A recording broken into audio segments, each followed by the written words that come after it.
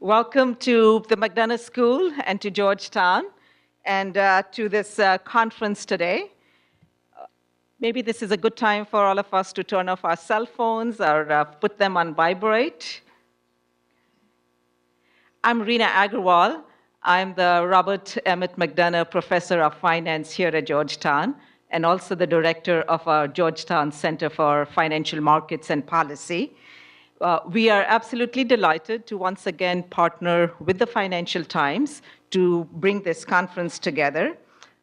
Georgetown and the McDonough School and the Center regularly partners with the Financial Times to host events, including this one. This is our third Financial Markets Quality Conference. And we have with us today Mike McKenzie from the FT. Mike is the U.S. Markets Editor for the Financial Times. And later this afternoon, Gina Chow, who is the U.S. Regulatory Correspondent. Gina will do a Q&A with Rick Ketchum from FINRA. So we are delighted to be partnering with FT once again on this event. I also want to take this opportunity to thank our sponsors and participants, without whom we really couldn't have done this. So we are welcoming back and thrilled to welcome back the CME Group, BATS, ITG, Gabelli Funds, PwC, and this year we are also joined by PIMCO and BlackRock and Rosenblatt Securities as participating in the conference. So just a little bit about Georgetown University, for those of you who might not know. We are one of the world's leading academic and research institutions, offering a transformational educational experience for students that prepares the next generation of global citizens to lead and to make a difference in the world. Our mission here at the Georgetown Center for Financial Markets and Policy is to provide thought leadership for global finance.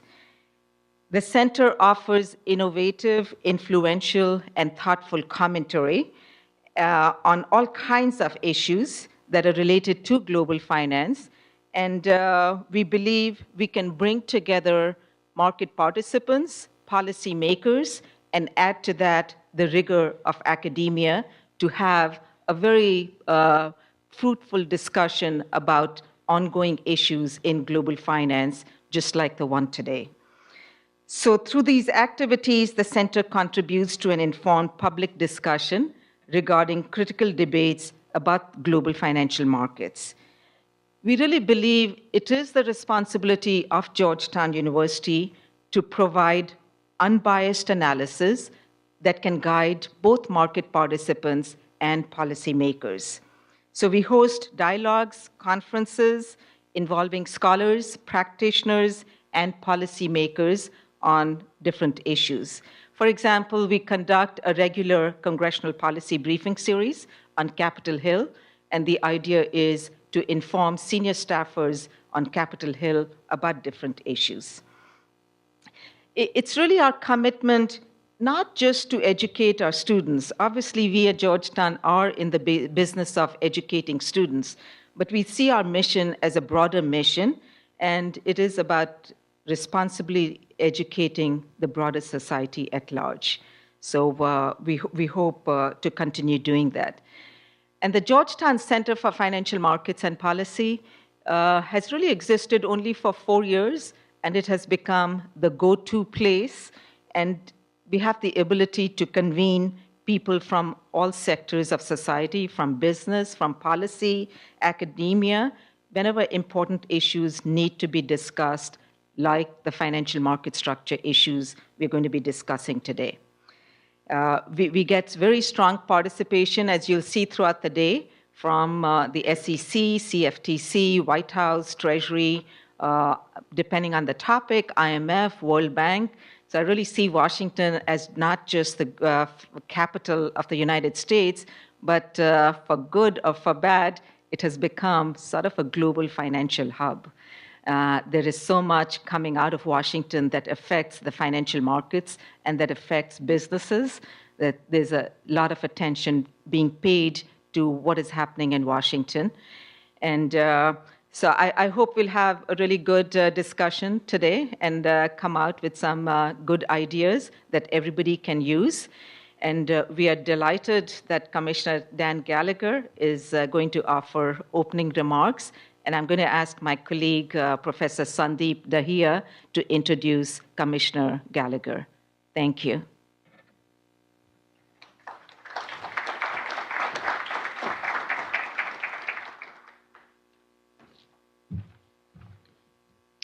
Good morning and welcome to this conference on financial markets quality. My name is Sandeep Dahiya. I am an associate professor of finance and stock comp research fellow here at Georgetown University. And it is my honor to introduce our opening keynote speaker, Daniel Gallagher.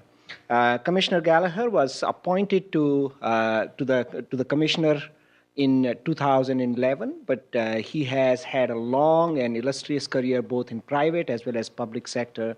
In his earlier stint with SEC, he was the deputy director for the division of markets and trading and helped shape SEC's response to the 2008 crisis.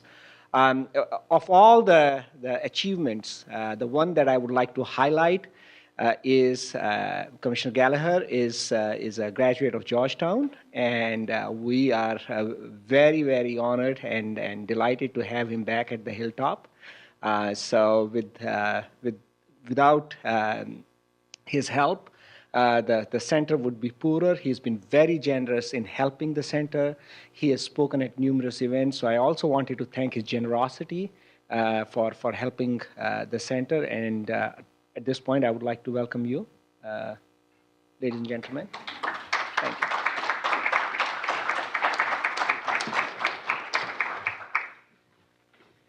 Thank you very much, Professor Dahiya. That was a very nice introduction. It's always good to be back on the Hilltop and not have to take classes. Or as my wife would point out, a fellow Georgetown alum skipped classes, which is not a condition unique to me. This is a great room. Last year, I was thrilled to be for the first time in the new business school building, but of course, down in the auditorium, the one memory I have of it was craning my neck upwards, given the pitch of the seating there. So this is terrific that you have all these venues. So, in recent months, some have questioned the fairness and, by extension, the quality of the U.S. stock markets. We've heard high-profile allegations that our equity markets are rigged from a particular author who I don't need to name. That author has also argued that the U.S. stock market is now a class system rooted in speed of haves and have-nots. The haves, he says, paid for nanoseconds. The have-nots had no idea that a nanosecond had value. Now, it's true that technology today plays a far more critical role in the equity markets than ever.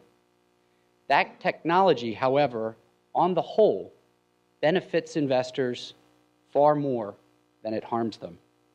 In fact, investors are doing better in today's marketplace than they ever did when the trading was dominated by manual markets. Research and empirical data demonstrate a number of benefits arising from the introduction of new technology, including lower transaction costs, improved liquidity, greater market speed, more efficient price discovery, reduced volatility, and increased market access. I'm concerned, however, that the current market structure for fixed income products, which is marked by a troubling asymmetry of information, is far more likely to disadvantage investors, retail ones in particular.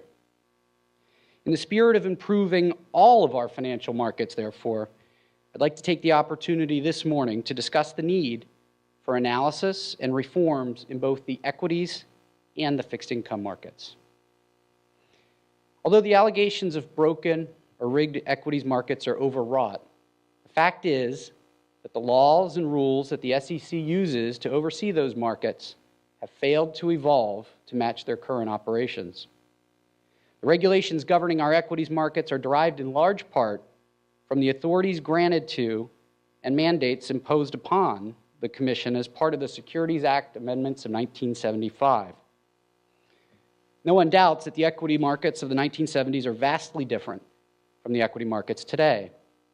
In 1975, you'll recall, The New York Stock Exchange dominated the market.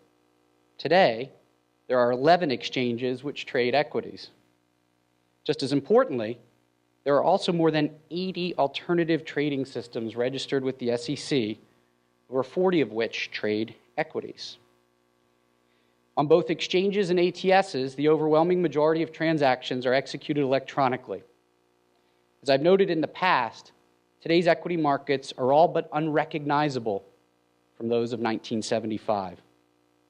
I see a nodding head down there, Professor Angel.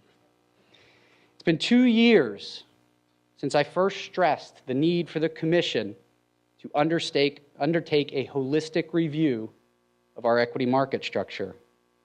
And since that time, I'm pleased to note that I've been joined in this call by all of my fellow commissioners.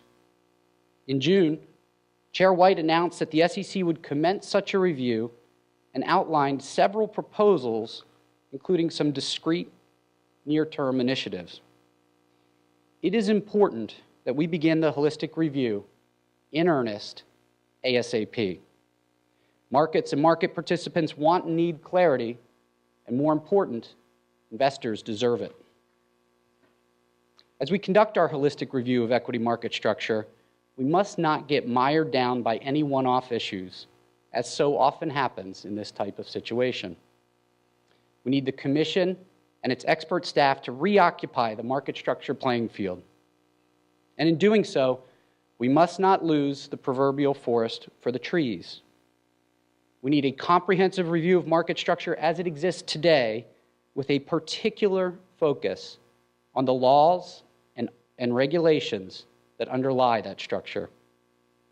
We shouldn't pursue, as the government so often does, the bureaucratically satisfying, yet intellectually lazy approach of assuming that the markets and market participants are the source of any perceived problems. We need instead to acknowledge and review the role that regulation has played in creating those problems. As I've said before, there can and should be no sacred cows in our holistic review. In performing such a review, we should not limit ourselves to formulating recommendations for discrete amendments to existing rules or proposals for new ones. We should also conduct a global review of our rules and the statutory framework with the goal of eliminating regulatory overlap and redundancies and providing a level playing field for markets and market participants. Part of the SEC's mission, I'll remind you, is to maintain efficient markets. Markets cannot operate with full efficiency, much less thrive, when they are choked by burdensome and dated regulation. I'd like to focus today on 3 big picture items that our holistic equity market structure review should include: regulation NMS, the self-regulatory organization model, and securities information processors, all parts of our regulatory landscape derived from the 1975 amendments. To begin, it's well past time to place Reg NMS under a microscope and analyze the underlying assumptions that led the Commission, in a contested 3-2 vote, all too familiar these days, to adopt it, as well as the unintended consequences that have arisen from its implementation. My predecessors, Commissioners Glassman and Atkins, dissented from the adoption of Reg NMS because they didn't believe that the Commission adhered to the goal of Congress to allow competitive forces, rather than burdensome regulation, to guide the development of a national market system. Instead, Commissioners Atkins and Glassman argued that the majority adopted Reg NMS based on unfounded assumptions about how the markets and investors should interact. Rather than allowing market forces to develop the national market system, they asserted, Reg NMS was a series of unnecessarily complex, non-market-based rules. A prime example of one of the many elements of Reg NMS that should be subjected to a thorough de novo review is the so-called trade-through rule, which requires trading centers to establish, maintain, and enforce written policies and procedures reasonably designed to prevent the execution of trades at prices inferior to protected quotations displayed by other trading centers. In other words, rather than allowing markets to compete for order flow, the trade-through rule requires orders to be routed to an SRO that displays the national best bid or offer. I believe that the trade-through rule is a prime example of a regulatory distortion of market competition.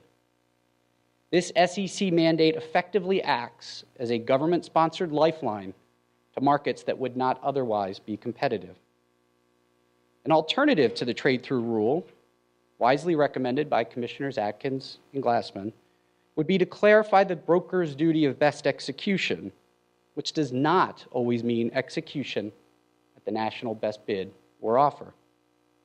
It's important to note that FINRA's best execution rule identifies 5 factors in addition to price that must be considered: the character of the market for the security, the size and type of the transaction, the number of markets checked, the accessibility of the quotation, and the terms and conditions of the order as communicated to the firm.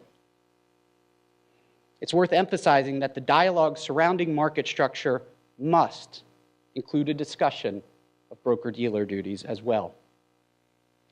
Since the flash crash of 2010, the Commission has focused on the responsibilities of exchanges to ensure execution quality without recognizing the role played by broker-dealers and their best execution obligations.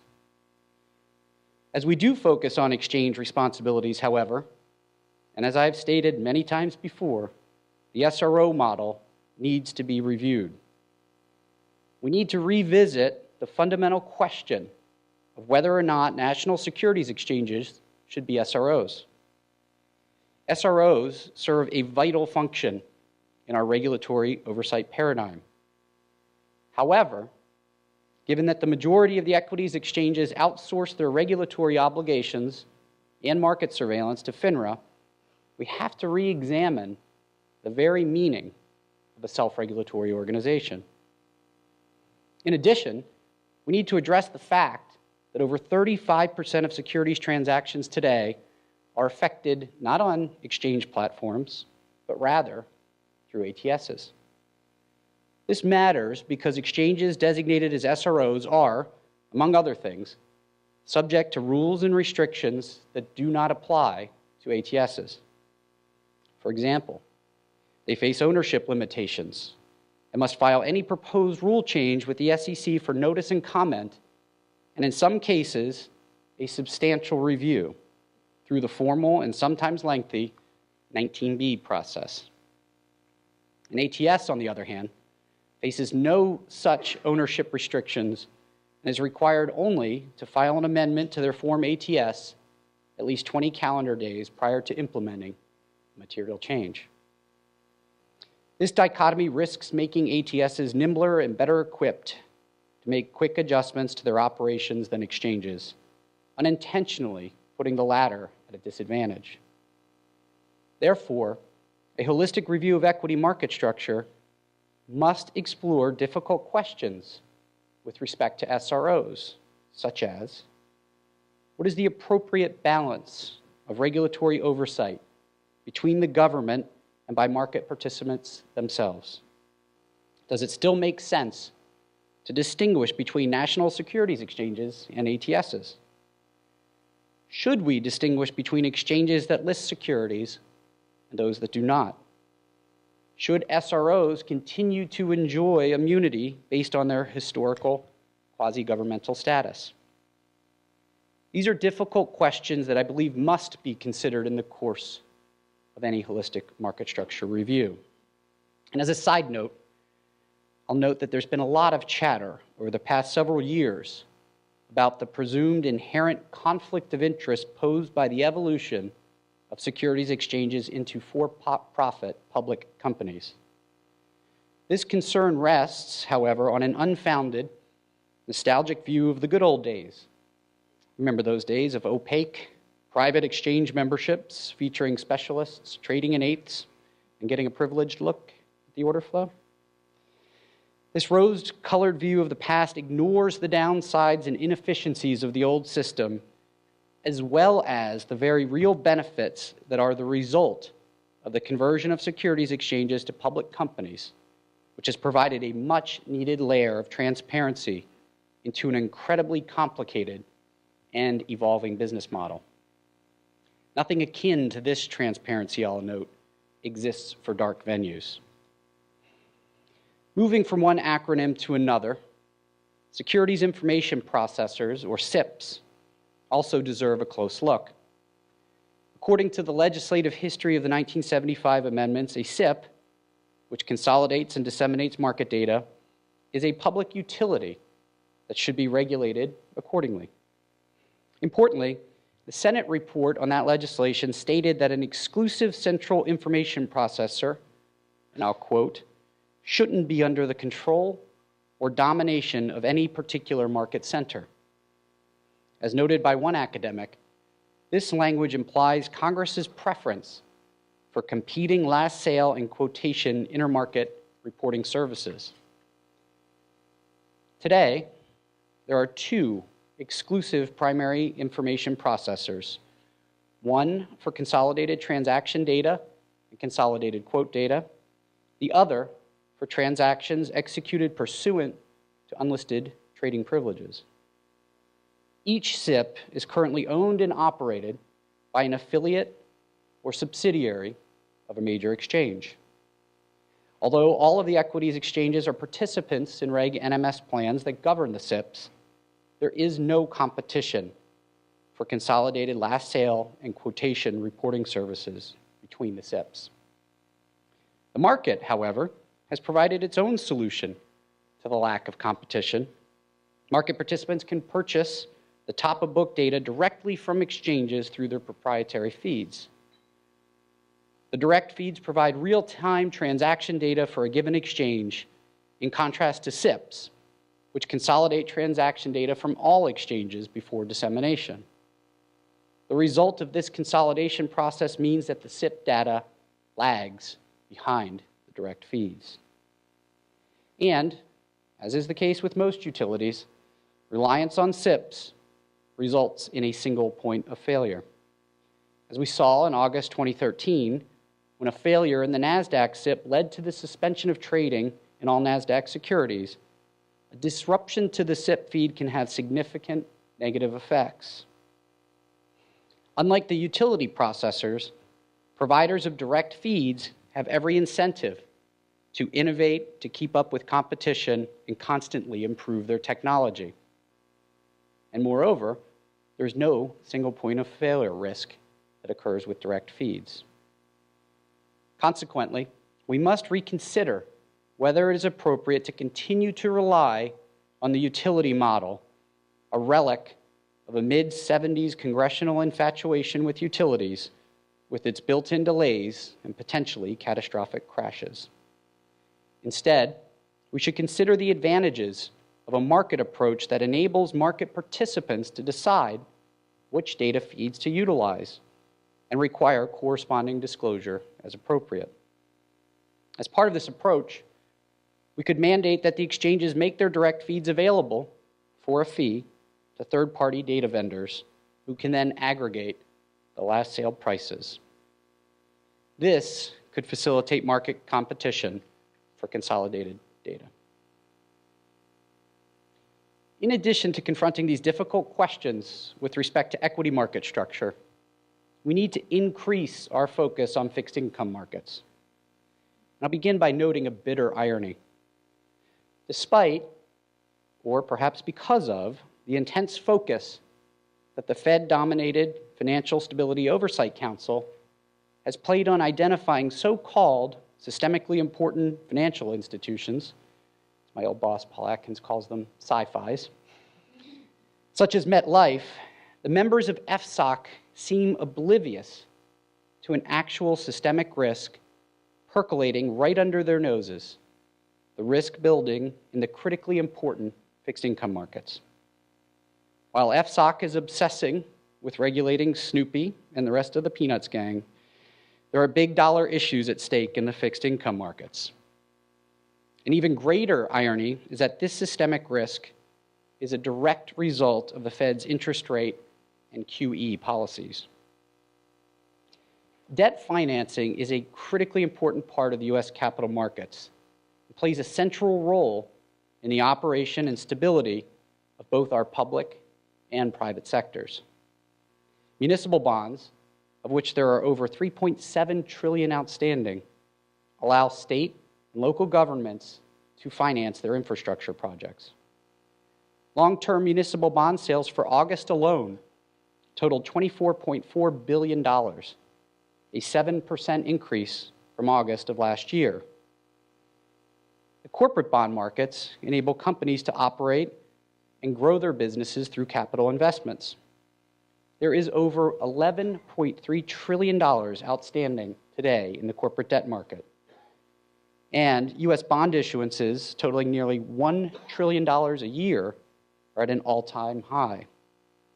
The average daily trading volume for fixed income securities of all kinds in July of this year was $670 billion. Retail participation in the municipal and corporate bond markets is very high. 72% in the municipal markets and 46% in the corporate markets. And yet these markets are incredibly opaque to retail investors. It's no secret what is driving investors into these markets, despite their opaque nature.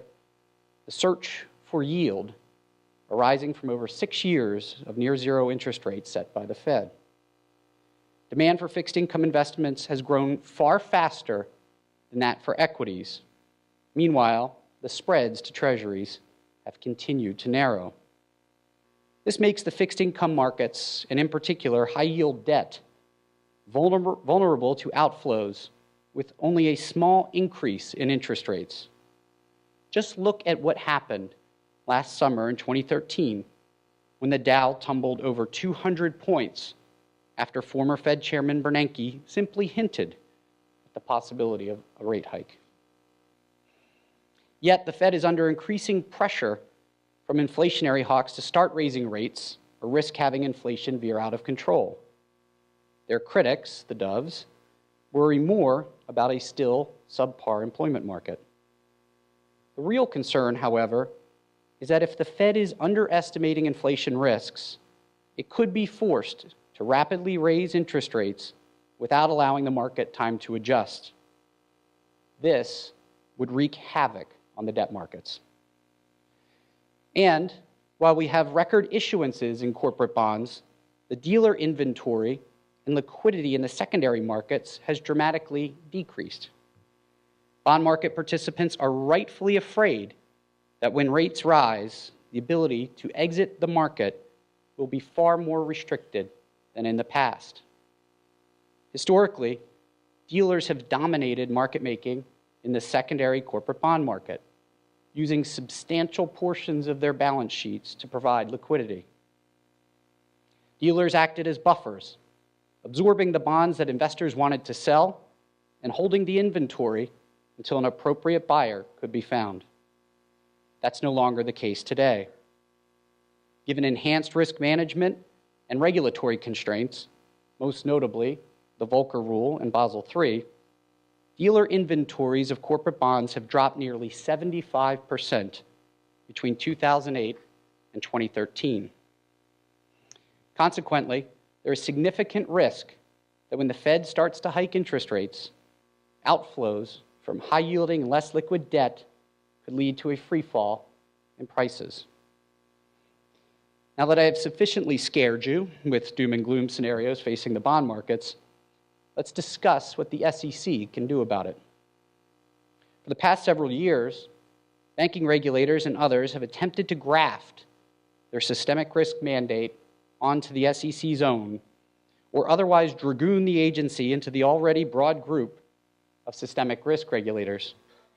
This is as unwise as it is impractical.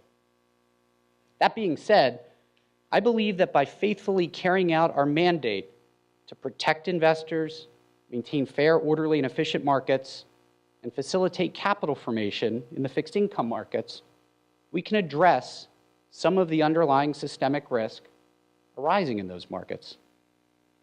In particular, I believe that the SEC, as the primary regulator of the fixed income markets for non-government instruments, can address the opacity of these markets by requiring greater price transparency.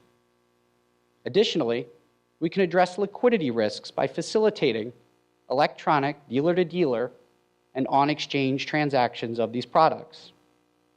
Such changes in the secondary market can only happen, however, if the Commission commits the necessary resources to incentivize standardized primary offerings. Currently, most corporate bonds are highly differential and bespoke. In order to facilitate electronic and on-exchange transactions, some degree of standardization of these products will be necessary. The Commission must take the lead on this issue, but it is incumbent upon the industry to find an efficient and expedient path forward. For example, perhaps issuers could agree upon a standard set of terms for debt contracts, something akin to the ISDA contract for swaps. The exchanges and dealer community also need to participate in this discussion by providing in-the-weeds input on what rule changes may be needed to facilitate electronic debt trading. The Commission, for its part, should proactively analyze its rulebook to eliminate impediments, for example, the relevant CorpFin registration requirements. And I would be remiss if I didn't point out that the Commission needs to do something about the de facto monopoly forcing the use of CUSIPs in the fixed income markets, starting with removing references to CUSIPs from our rules. I'll not pretend that migrating fixed income transactions from the OTC markets is a small task. However, I'll note that in the early part of the 20th century, there was an active market in corporate and municipal bonds on the New York Stock Exchange. I believe the Commission should engage investors in the industry on this issue and review its rules and regulations to determine a path forward. If we fail to come together to determine this path, we risk a disastrous liquidity crunch and the attendant negative impacts on our economy. And it isn't a stretch to think that Congress could respond to such a crisis by mandating that all corporate bonds be executed on exchange platforms, such as they did for swaps in the ham-fisted Title VII of Dodd-Frank. And the SEC, together with FINRA and the MSRB, must also come together to educate retail investors about these products and their corresponding costs. For price transparency is a hallmark of fair and efficient markets. I'm pleased to report that the MSRB recently approved proposals to enhance disclosure of pricing information for retail investors and expand the availability of pre- and post-trade data on the EMA website. It's clear that tough reforms are needed in the fixed income markets, and to accomplish them, the Commission must be serious about allocating resources. Our Office of Market Supervision in the Division of Trading and Markets employs over 100 staffers devoted to the oversight of the equity and options markets. By contrast, our Office of Municipal Securities is comprised of just 6 employees. Even more striking is the fact that we have no, count them 0, staff focused exclusively on the corporate bond markets. We must allocate resources within the Commission to appropriately deal with the risks in the fixed income markets. It's time to address liar's poker. Thank you for inviting me to speak with you today, and I hope that you have a productive and enjoyable conference.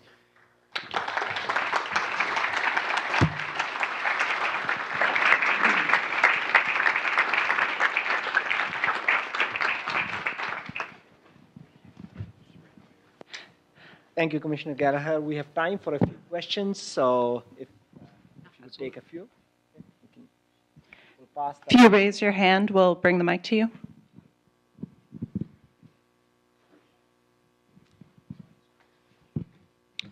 In terms of holistic market review, it seemed like the table was set about 4 years ago with the concept release.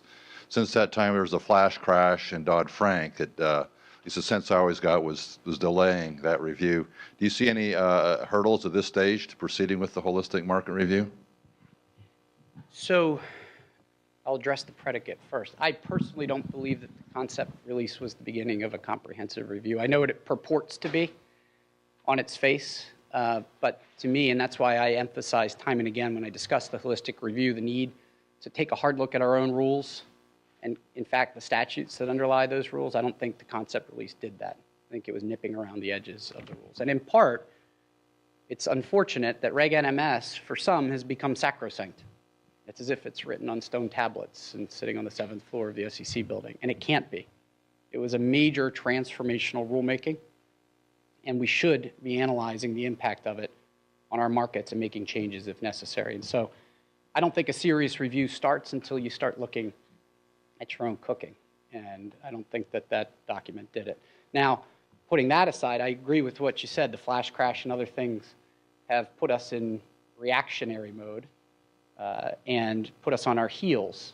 And I think because of that, we've seen a series of what I call the bubblegum and Band-Aid measures meant to address one thing here or there. I think we have more circuit breakers in our markets than we have trading volume at this point. Single stock circuit breaker, short sale circuit breaker, stub quote limitations and things like that. So I think that's actually problematic. It feels good at the time and it responds to some of the CNBC cries for action, but none of those efforts, I think, had been fully vetted at the time, and we haven't done enough to look at the impact. So in good news, and that's why I specifically quoted the chairman's speech of June, I do think the table is set to get the full-on equity market structure review going. I mentioned the discrete proposals that the chairman laid out, some FINRA-type things, the Market Structure Advisory Committee.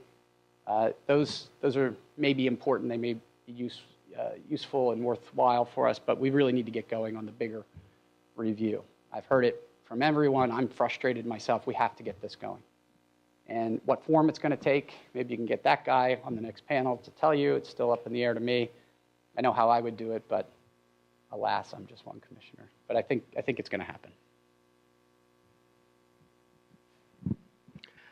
Commissioner, you partially answered this question already in this response, but you mentioned that all 5 commissioners have asked for holistic market structure review, and you've laid out very clearly what you think that should entail. Do you think the other commissioners have the same thing in mind when they talk about holistic market structure review? Oh yeah, I forgot to give my standard disclaimer, which is usually pretty obvious that my views are my own. And you just go look at my dissent record, you'll see that that's pretty obvious. I don't know. I think there's been some encouraging signs. I think a year ago, about this time, Commissioner Aggarwal gave a speech in which he said that it's time to rethink Reg NMS. Has it resulted in fractured markets? Let's tee it up, which I just thought was terrific because this is not a political issue. People like to politicize everything that happens at the commission these days, and just because a Republican commissioner says this, it doesn't mean that we all don't agree that there are issues in the markets. And I was just thrilled with his comments to see, that he too wanted to look at the rule book. I think the chairman's speech in June, it requires a little bit of Kremlinology, but you can kind of read into it that we need to think of some NMS issues also, and Commissioner Pivovar has been out there too. So I think there's just a growing sentiment. Everyone's going to have their own view of things, but I do think that if you approach this the way I do, which I'm starting to try to fill in some of my own thinking on it, but I don't arrive at this with any predetermined outcomes, which I think all of us have to. I think the one thing we should be striving for, as I said in the speech, is a level playing field. That should be it. How you get there, what you need to do it, we should all be open-minded as we approach it, and I think everybody is. No, not Angel. I just wanted to say really, really great remarks. I agree with everything you said, which is rare for me, for any speech.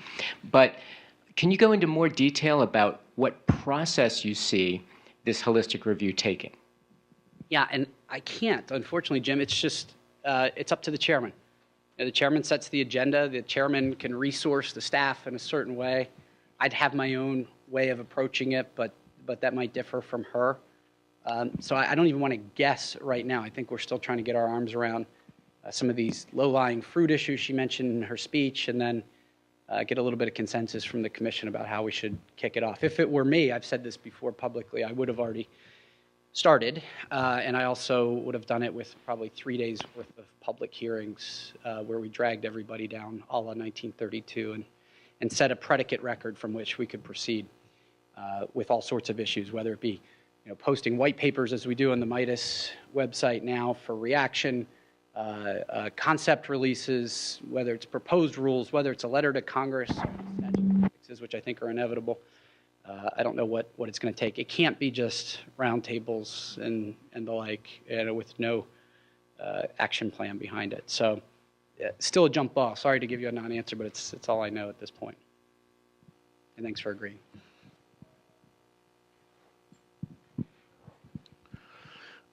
Given your thoughts on the review and particularly on the SROs, do you see any impact on the Consolidated Audit Trail CAT initiative underway and potential delays as a result of that, and any conflicts of interest for the fact that the SROs are the consortium that would be the eventual client for this? I think they have to run wholly separately, the review of the SRO structure and the CAT process. The CAT process itself has been fraught with problems and delays and the like that I know are frustrating a number of people, myself included. I think it's going to be worth the wait, so I'm trying to be patient about it. Any change, just to be clear, any change to the SRO structure, I believe, unless the General Counsel's office gets super creative with the use of exemptive authority, will require legislation for Congress. So if you look at that normal process, it's not going to happen anytime soon, and it should be a very deliberate process, right? Section 6 of the Exchange Act is 80 years old. You don't want to go in and monkey with this stuff every time. The markets change a bit. So I think when we do it, we should do it to set the stage for the markets of the future as well as those of today. So I don't see the conflict. I think CAT has to proceed full steam ahead, and it will, and we'll get the plan in here, I guess, by the end of this year, and we'll see how that goes. But eventually it will impact it, just not now in the near term. Oh, sorry. Commissioner, the opacity of the institutional investor in the corporate bond market is a big source of potential systemic risk. I wonder what is the SEC has taken any action in monitoring the institutional investor in the corporate bond market, and what is your tentative plan of the SEC? Thank you. It's a great question. I've been, as you can tell, given my remarks, very concerned about the liquidity cliff that we inevitably face. We've had $1 trillion plus issuances for the last 5 years. We're at $1 trillion, I think, this month for this year. Everybody thinks the Fed's going to raise rates, so they're going to get all the offerings done this year. And it's just simple math, which is good because that's all I can handle, as any Georgetown professor will tell you. You have all of these record issuances. You have $11.3 trillion outstanding. Rates go up, bond values go down. People want to sell. Who's going to buy, right? If you can hold to maturity, you're fine. Right? But if you have to sell, especially the retail investor, I'm more worried about them than institutional investors. Who are they going to sell to? Well, the dealer inventories are down, right? The rules aren't even implemented yet, Volcker and other rules that will further constrain liquidity. What's going to happen? And so I've been tinkering around on this issue, trying to get some statistics. I thought that the vast majority of these issuances were going right into the big asset managers. And even those, right? PIMCO's not going to trade with Fidelity if it's a directional trade. You got to find some liquidity somewhere. One thing I've learned along the way that's, I think, disturbing is that there is a significant portion of ownership by sovereign wealth funds of corporate debt, which adds a new twist to an existing concern in that if you assume rational investor behavior, even in a time of strained liquidity, the rational decision might be just to hold your positions. Right? If you can afford to, you hold your position. Sovereign wealth funds might not act rationally, and I think that's a real concern. So unfortunately, the SEC hasn't done much of anything on this issue. I think sizing it is something we can do. We can get information from the asset managers. We can get information from the dealers. FSOC, of course, would be necessary in many ways in the Office of Financial Research to size these things, because a lot of another trend that disturbs me is the moving of inventories within a bank holding company into the bank subsidiary, out of the dealer into the bank, and so we lose sight of it and it's hard for us to get that information. And so we would need bank regulators to get involved to truly size this. But it's a huge risk. I make the joke about liar's poker because 35 years after that book, which decried the fixed income markets, we've done nothing. We don't even have a full-time employee, and it's just way past time that we get there. And the efforts, some of which I just, by example, outlined today, can really, I think, do real work to address the liquidity crunch that we're inevitably going to face. I think that's the last question, guys. Have a great conference, and thanks for having me.